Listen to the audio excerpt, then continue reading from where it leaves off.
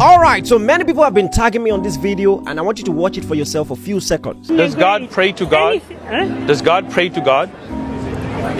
Does God pray to God? Yeah, does God pray to God? How can God? Doesn't make sense. You're right.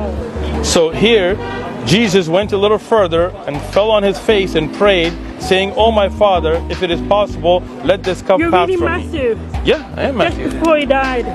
Okay. Before he got on the cross. And Okay. they were crucifying him. Okay. That's why he had to pray. So, but he was So not. So if he was God on earth, how can God pray to God? You see, in this video and in many others, there's a fundamental error, which is the error of the wrong premise. And it goes thus: if your premise is wrong, your conclusion will be wrong. So the logic of this argument, the premise of this argument goes thus: God cannot pray, Jesus prayed, therefore Jesus is not God. But is it true though? I'm going to prove to you both in the Quran and in the Bible that that is far from the truth. I want to start with Hebrews chapter 1 from verse 8. I want you to follow me closely. In verse 8 it says, "But to the Son he says, God says, your throne, O God, is forever and ever. The scepter of righteousness is the scepter of your kingdom." So listen, we see God praying to Jesus. What does it mean to pray? It means to communicate with God. And by Jesus being called God, it means that God was communicating with God, which is the Trinity argument of the Christian faith. All right. And so here we see God communicating with God. So can God pray?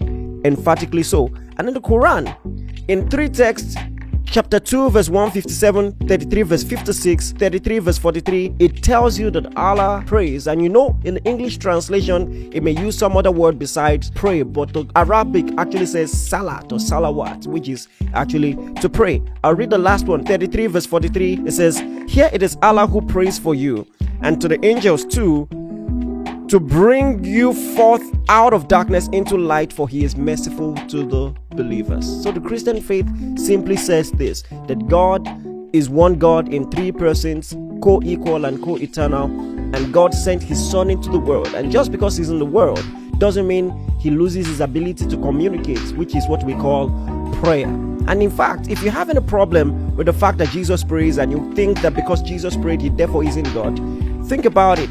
In the prayers that he made, are these the words of a mere man? Look at John chapter 17, for instance. Jesus is praying here. And in verse 1, it says, "Father, the hour has come, glorify your Son, that your Son may glorify you." What man would dare pray like this? In verse 2, he says, "As you have given him authority over all flesh." Authority over all flesh.